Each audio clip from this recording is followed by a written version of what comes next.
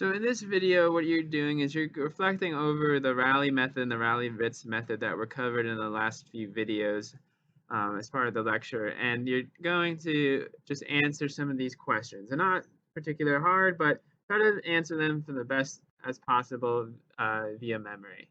Okay, after you do that, I'm going to pause the video now. I'm going to fill out the quiz, and then we'll kind of discuss all the answers of the quiz in a few seconds.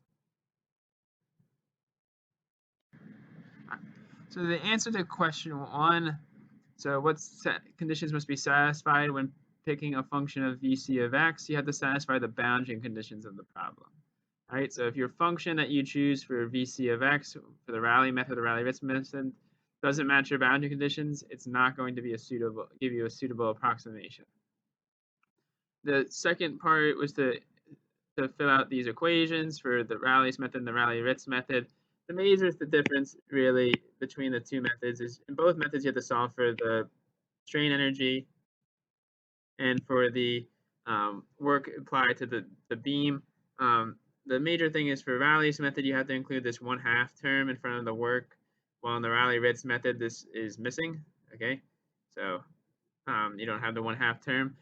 The other thing is that these work functions are for distributed loads only. So for point loads and for a couple moments that are applied to the system, you have to go back in the lecture and look at for those specific equations. Okay.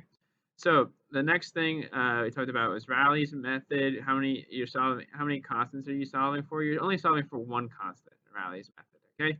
The Rayleigh method basically says that your total strain energy your total potential energy pi is equal to U minus W, and then in the case of Rayleigh's method, it's equal to 0, so U is equal to W. So you have one equation. So for one equation, you only have one unknown.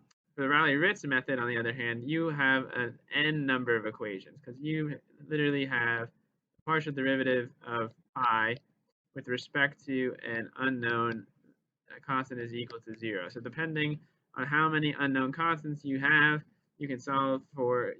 have that many equations and you can solve for each of those unknown constants using a system of equations. Okay.